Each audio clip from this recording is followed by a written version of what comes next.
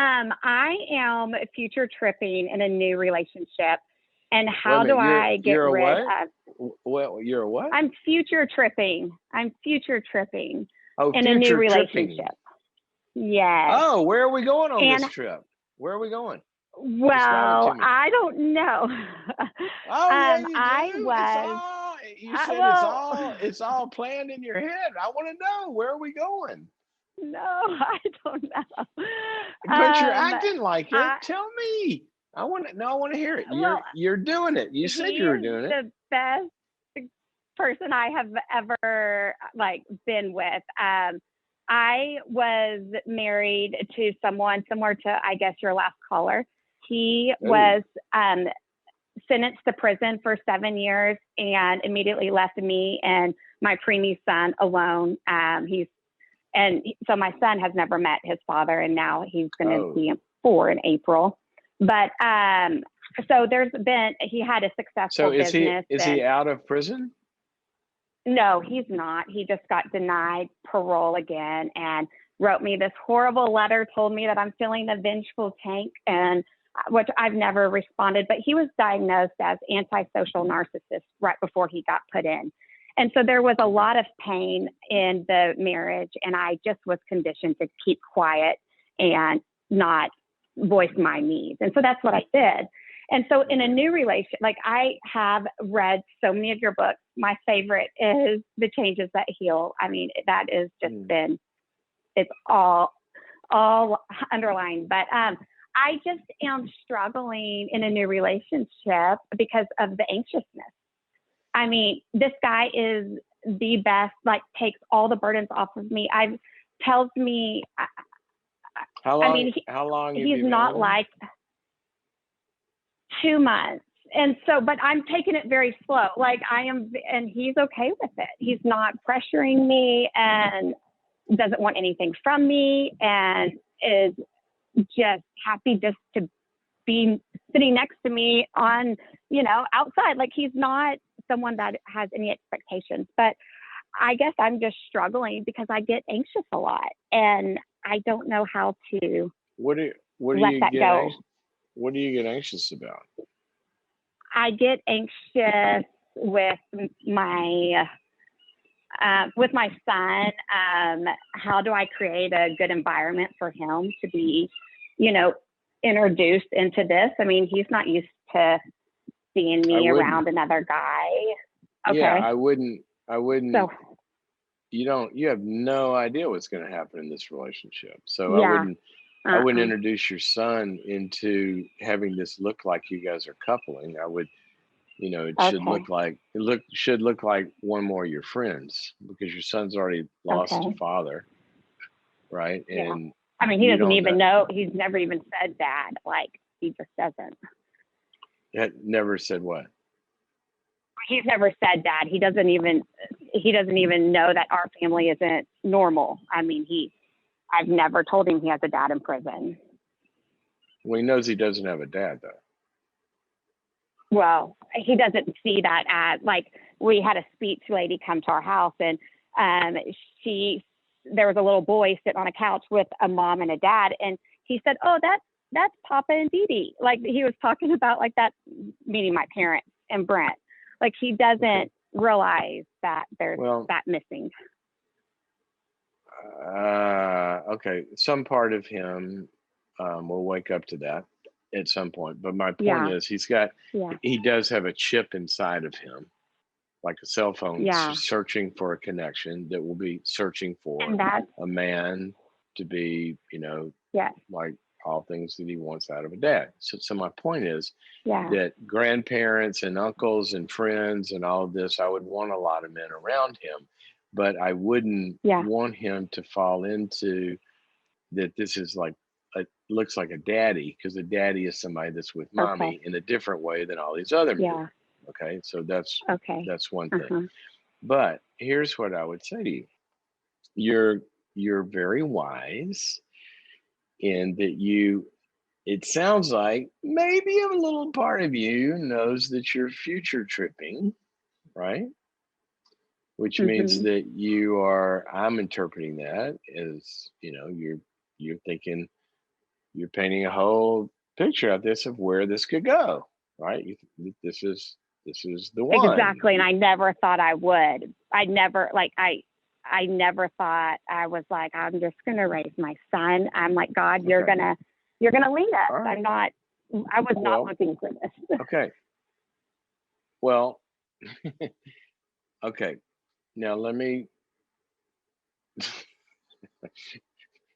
tell you what I think. Okay. Do you know what I think? What?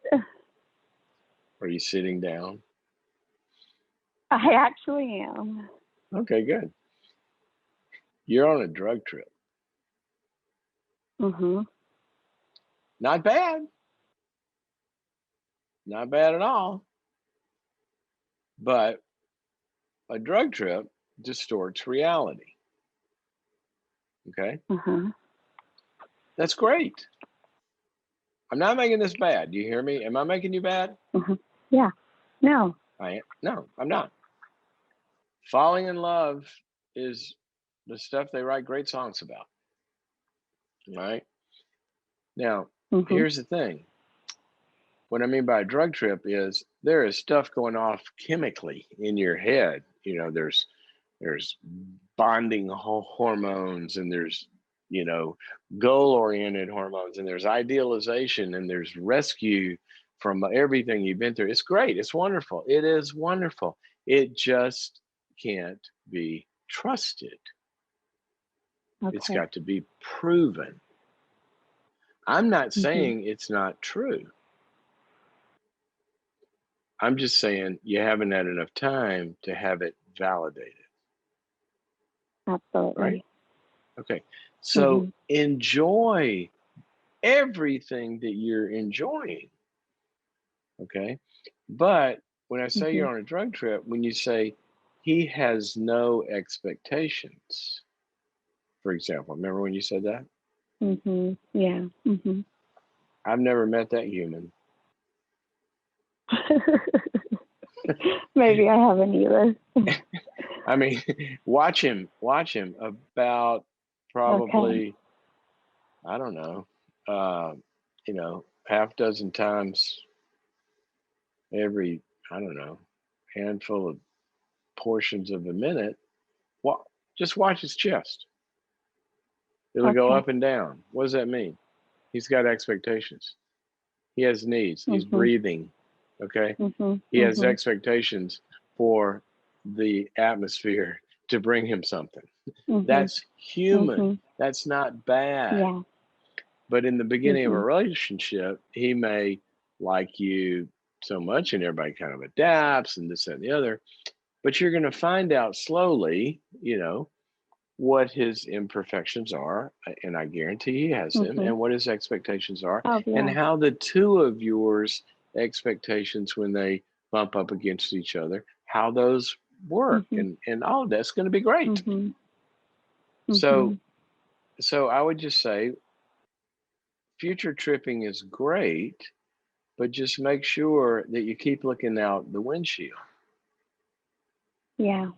So you really notice, is this road really the one I thought that we were headed down? That's all. Yeah. Was that your question? Okay. Yeah, it was. Because that'll help with the anxiety. Yeah. If I don't have to make any big decisions, what's there to be anxious about? Yeah. I mean, there was just so many wounds that I thought I dealt with in therapy, and I handled it. And now, like, when this relationship has come out of nowhere, it has caused anxiety. And I'm just like, wait, I dealt with this. Like, he's totally different from the last person. He's not the last person. Right. That's good. He's not, but it's. And you know what? You've done something. I mean, unless this guy's really surprises you and is a, sociopath, has a double life, which doesn't sound, but unless you've done something in therapy. Exactly.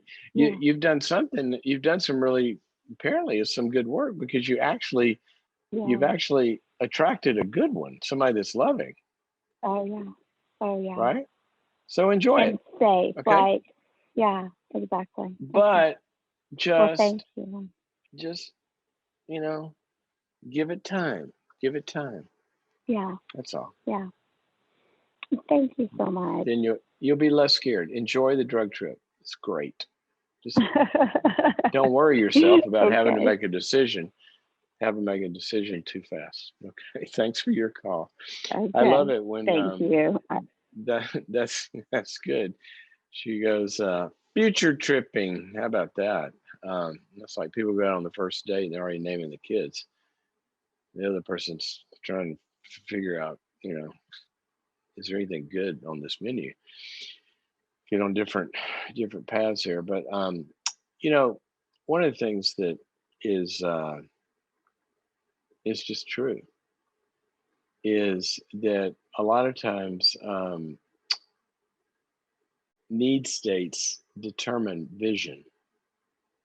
Okay, need states determine vision. I was just reading this morning. I saw one of my favorite verses in Proverbs 27-ish. What is today?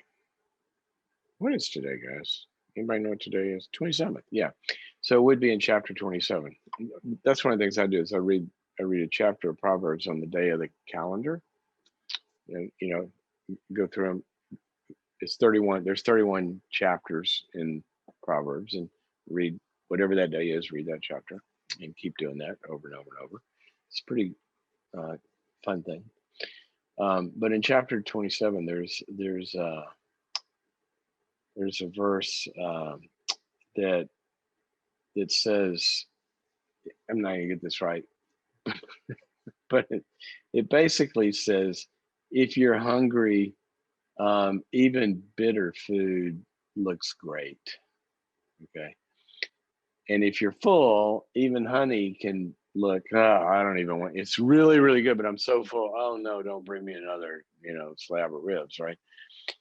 But if you're really, really starving, we can make anything look good. And a lot of times what happens in relationships is somebody does have an unresolved need or an unresolved, woundedness or whatever. And that can make us block out negative stuff and idealize somebody. And I'm not saying that's what she's doing. I'm just saying that the only way to know you're not is to give it time.